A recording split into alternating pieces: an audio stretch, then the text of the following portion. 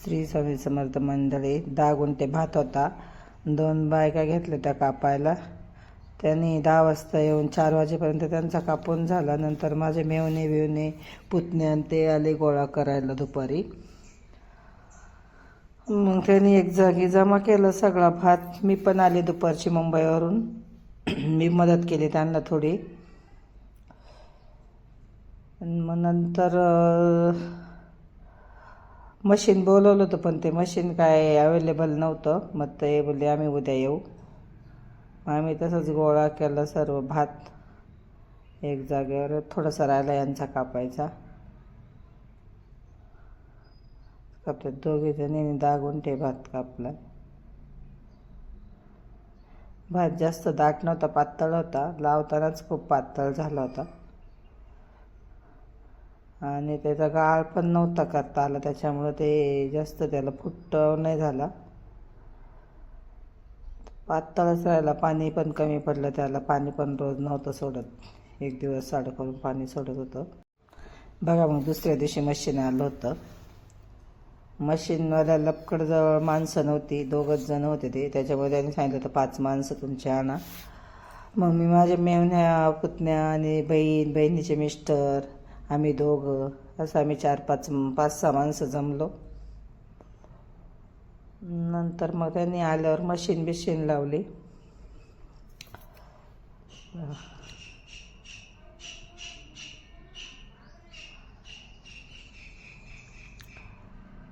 भरपूर माणसं होती मदतीला मला.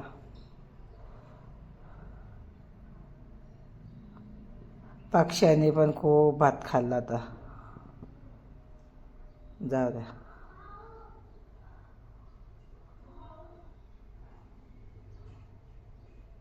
लेट झालता भात आमचा, त्याच्यामुळं असं तांदूळ भात साडे निघाल्यात.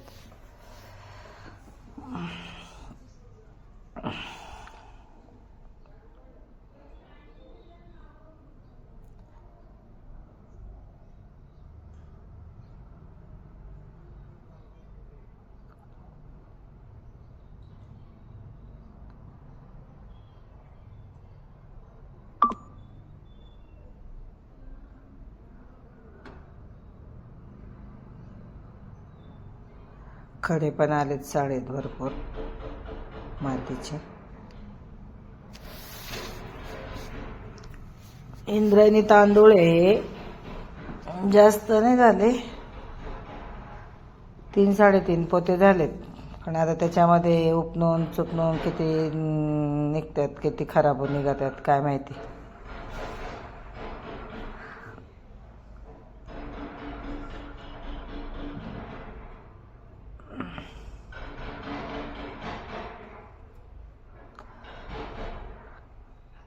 मी पहिल्यांदाच भाताचं असं हे करते. मी कधी भाताचं साळे बिळी कधीच हे केलं नव्हतं.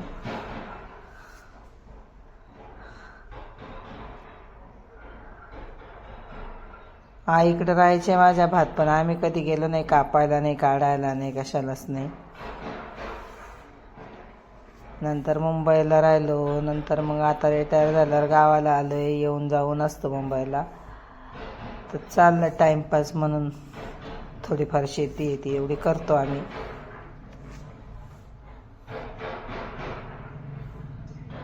हे बघा एवढे गोण्या भरल्यात. त्याच्यामध्ये फलकटच किती निघाल. तेव्हा मशीन कशी ते काड्या बाहेर फेकते.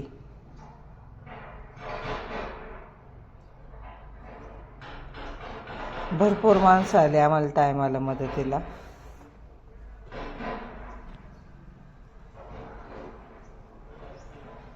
मशीन बघून घ्या कसं आहे भात काढण्याचं.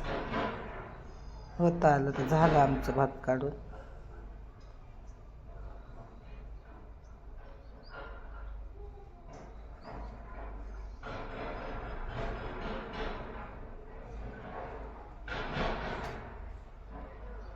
हे बघा नास आता वाळत घातलेत साळी. 2-3 दिवस वाळवायच्या आणि मग नंतर उपणून गोण्या भरून ठेवायच्या. तर बघा असं मंडळी आजचा ब्लॉग असा होता. नमस्कार मंडळी.